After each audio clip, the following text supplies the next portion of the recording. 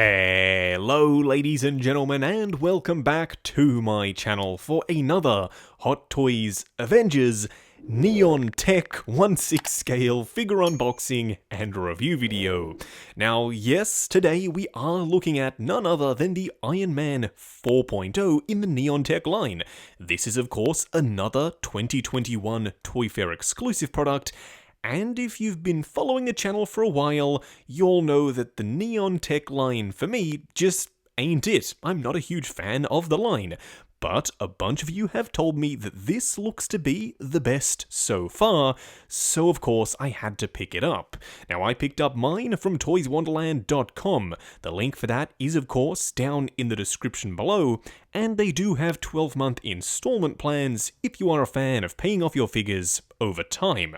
What we are going to do now though is get the box laying flat in the light box and do the unboxing. And here of course we have the box art for the Neon Tech Mark 50. Now as I said in the intro, I'm not a huge fan of the lineup, but I will try and go into this review with an open mind. If the figure is in fact good, I will let you know. And if the figure is in fact bad, in my opinion, once again I'll let you know.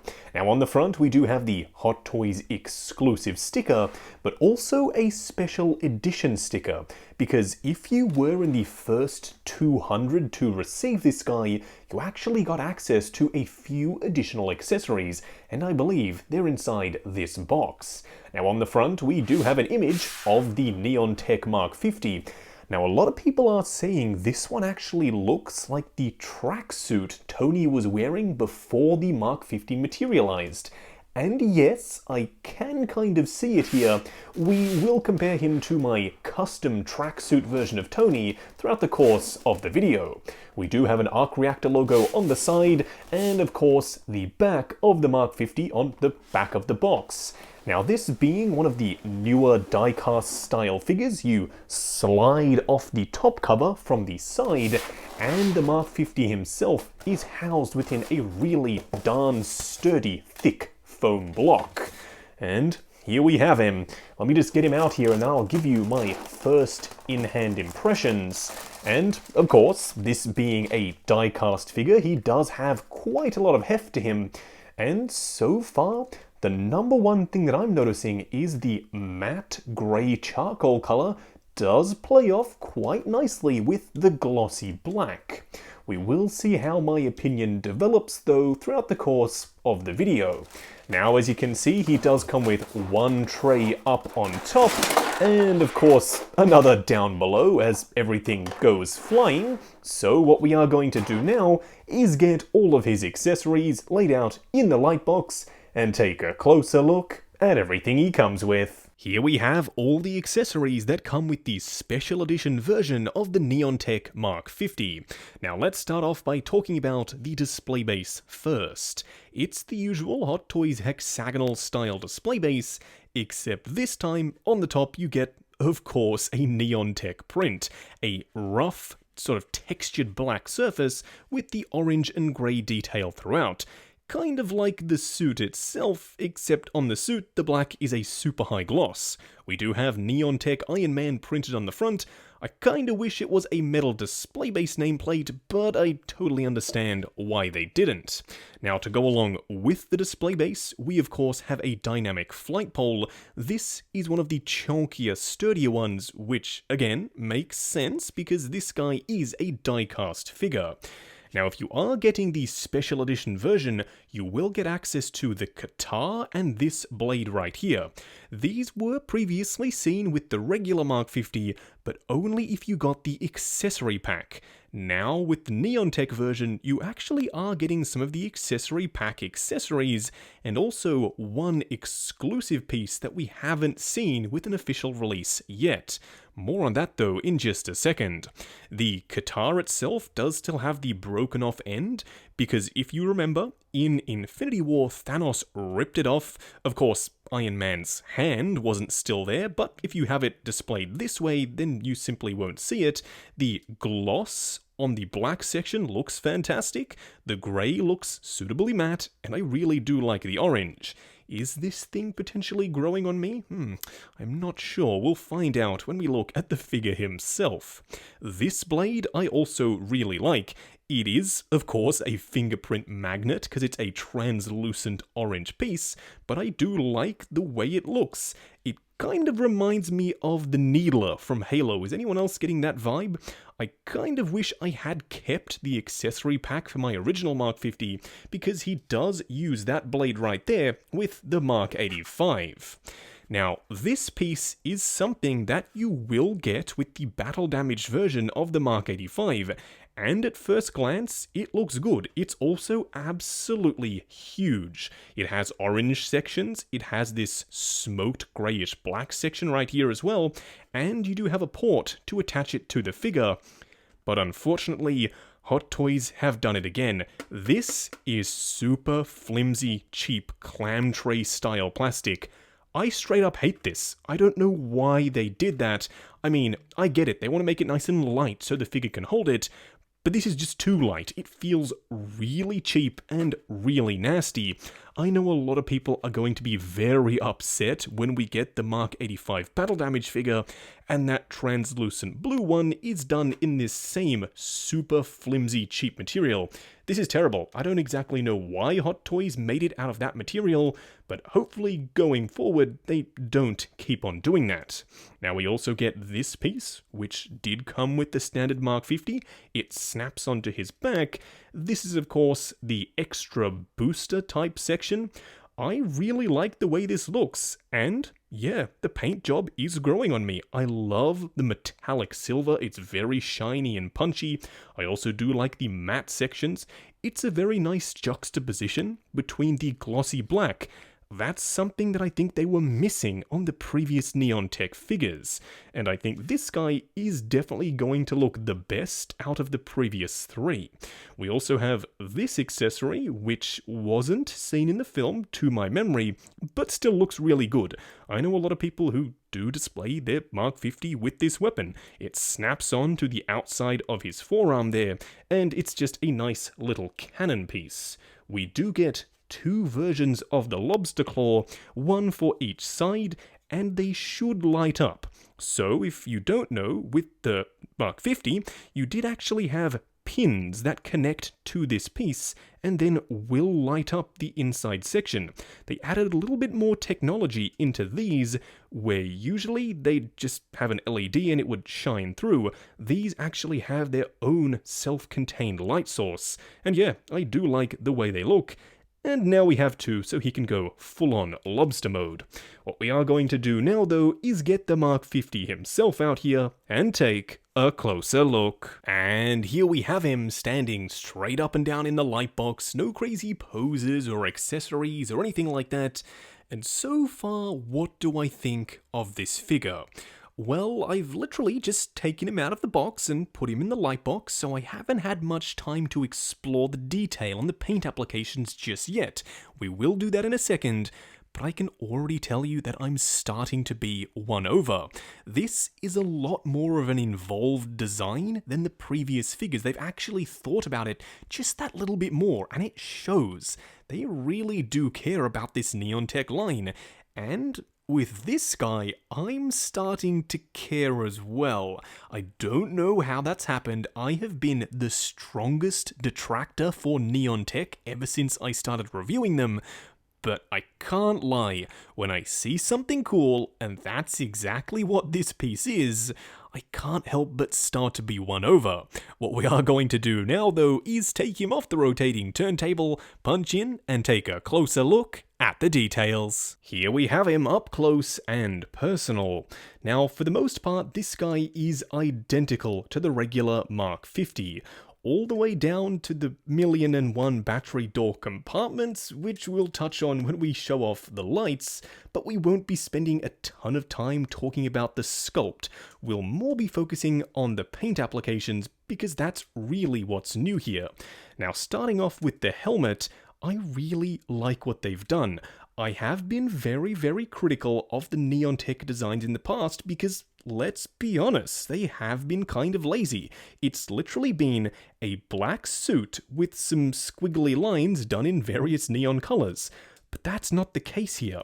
They've got various translucent, smoked sections, like up here, around the eye. They've also got some matte grey in places, and it works. It does look like the tracksuit from Infinity War. I was prepared to really not like this guy, and I find myself kind of coming around. I also like the shade of orange they've gone with. It's even around the eyes. So when you hit this guy with a UV blacklight, which we will do later on, yeah, he looks rather awesome. Now, coming down to the chest plate, you can also see a little bit of asymmetry here. I love an asymmetrical design. It just gives you more to look at. One side of the chest plate is this smoked translucent plastic, and the other side is the glossy black with the matte grey and the vibrant fiery orange. We also have Neon Tech 4 printed across the chest plate there, which I like. If Tony was making these suits, that's absolutely something he'd do. As for the shoulder pads, these are no longer die-cast, unfortunately. They're now translucent plastic, done in that same smoky effect, but as you can see, they are the same on either side here. So that means, yeah, no die-cast on either of the shoulder pads, but I'm totally fine with that. To be totally honest, I was always scared about these rubbing up against the traps and chipping off the paint when they were made of metal. These are a little bit softer, so hopefully you shouldn't have that same issue. Coming down to the arms, once again a super high gloss black, a translucent section for the bicep, plus that gorgeous matte grey. There's something about this matte grey that I really like. It's a nice contrast between the super high gloss. I know I've already said that, but it's worth mentioning once again because it really does pop in hand. Coming down to the legs, you have more of that translucent plastic. It's not like the holographic Mark IV where the translucent really didn't work for me. Here, it's that nice, deep, smoked plastic, and it meshes really well with the matte grey and the super high gloss black. As for the rest of the legs though, it's literally all high gloss black with few more orange accents. He also has these little white squiggly pieces here and there. I don't know if that's meant to replicate text and it's just so small that they didn't bother, but as you can see right up here, that's not writing, it's literally just a couple of white lines. Overall though, even though I still am not a huge fan of the Neon Tech line as a whole, this guy, I've got to be totally honest, is pretty darn awesome. Now for those wondering what the Neon Tech Mark 50 looks like all lit up in low light, here it is. I mean, this was already super impressive on the first Mark 50, but also very, very frustrating.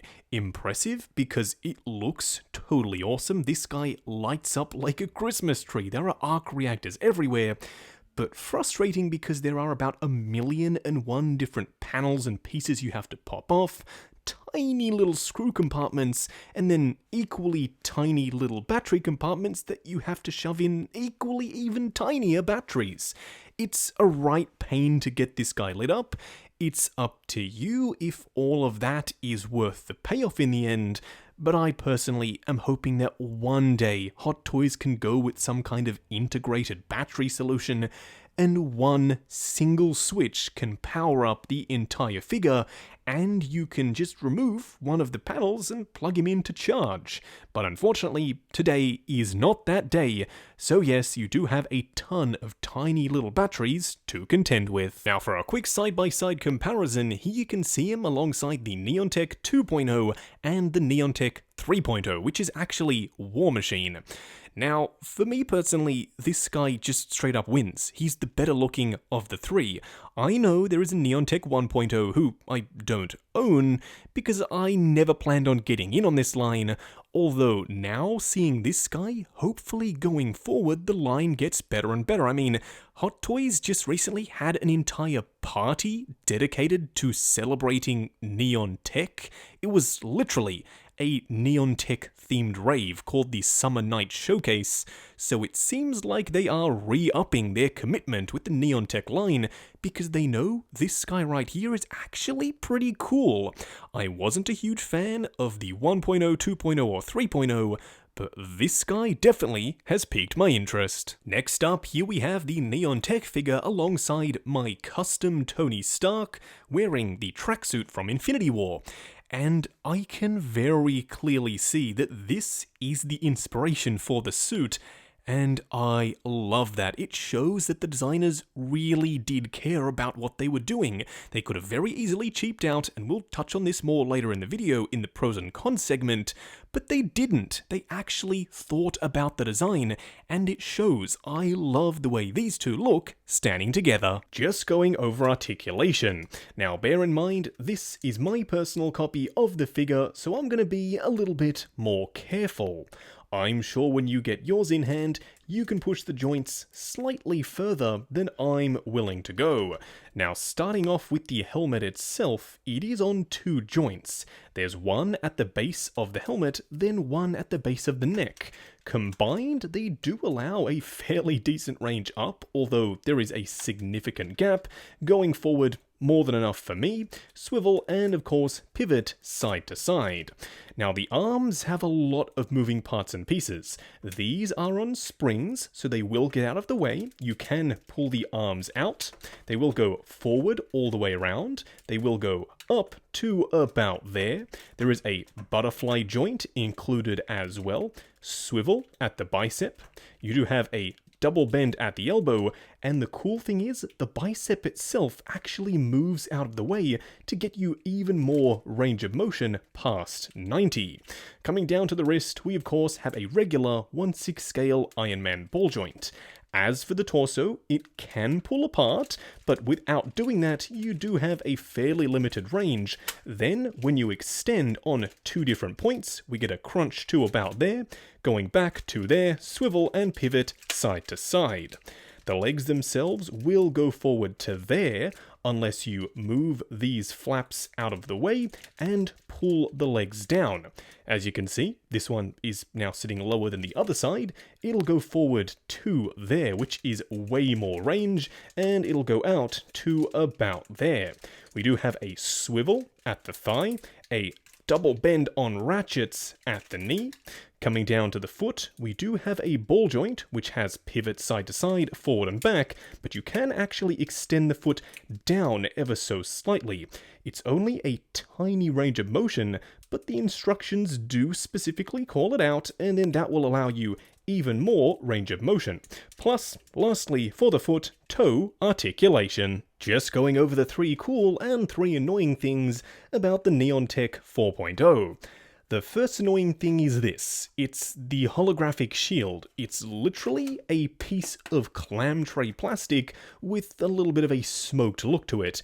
It's literally rubbish. This is something that someone would normally throw out if it was part of the packaging, but because they've slapped some paint on it, now it becomes an accessory, right? No, not for me. This just feels cheap, it feels flimsy, and unfortunately, it's something that on the Mark 85 Battle Damage, I know a lot of people were excited to get. The only redeeming thing about this piece is that it is light, so it shouldn't weigh the figure's arm down when you have him pose with it. The second annoying thing is, yes, they've done it once again. All of the black pieces are unpainted glossy black plastic. So while it looks pretty good, I'm not gonna lie, it doesn't look horrendous, under the correct lighting conditions, it can look a little bit cheap. It's not as egregious as previous versions, because we have all of the translucent and matte sections, so it does look a little bit better, but having those bare, glossy, unpainted black plastic parts, like on the head down here on the abdomen, do look a little bit cheap. The third annoying thing is the fact that unless you get the special edition version, you won't be getting these. I mean, they're really cool accessories, and I personally do like having them, but for the most part, a lot of people are going to miss out on them, which to me is a darn shame. The first cool thing is that the suit itself does homage this tracksuit from Infinity War. It shows that the Hot Toys designers weren't just sitting there thinking, oh, we'll just take a Mark 50 and make it Neon Tech. They actually sat down, had to think about it, and said, Hey, wouldn't it be cool if we make the tracksuit but in a suit of armor? And yeah, it really does work. The orange is the same, you do have the gunmetal colored sections on the suit and on the tracksuit itself, and they do mesh very, very nicely together. I personally am tempted to display this Tony alongside this figure. The second cool thing is that we're getting a second lobster claw blaster. If you'll remember from the regular Mark 50, we only got one, but this time we have two. So yes, we can go all out lobster, and I personally am very tempted to display my figure wearing these pieces. The third cool thing is the entire gimmick of Neon Tech, and it's when you hit it with a UV blacklight. It looks absolutely stunning. The orange lines glow a treat. Trust me, it looks way better in person than it does on camera here, but you can already see the orange is really punchy and really vibrant. I know some collectors who have set up a specific part of their collection just to show off these UV reflective paint pieces in their display, and I can see why, because yeah, when you hit it with the correct light, it looks awesome. Just wrapping up on the Neon Tech Iron Man 4.0, aka the Mark 50 from Avengers Infinity War. Now, at the start of this video, I was perfectly prepared to hate this thing. I don't have any love whatsoever for Neon Tech 1.0, 2.0, or 3.0, but this guy has absolutely won me over. Does that mean my mind has been changed for the rest of the line? No, I still really don't like them, but the paint applications on this guy set him over the top. It's a very specific, unique design.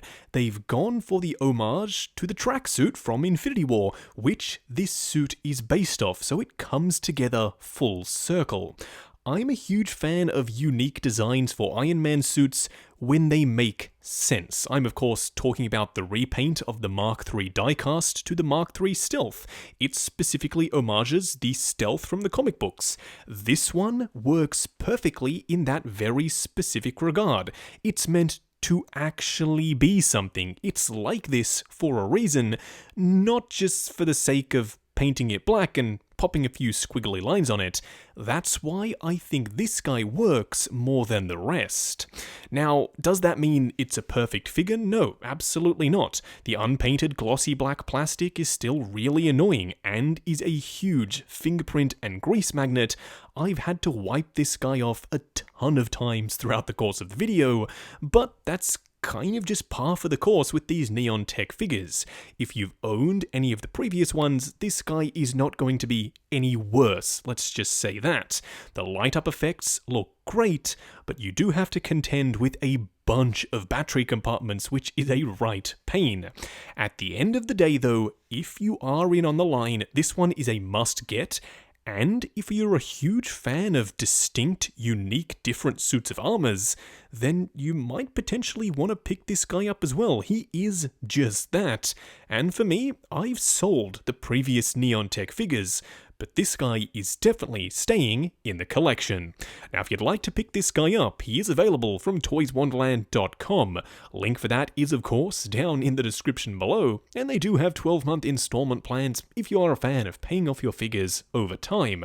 Also, while you're down there, why not check out the link to 6 Scale Network, the awesome Facebook group. Come along, chat figures, share photos of your collection, and of course, see what's coming up next on the channel. Like, comment, and subscribe, and we'll catch you in the next video.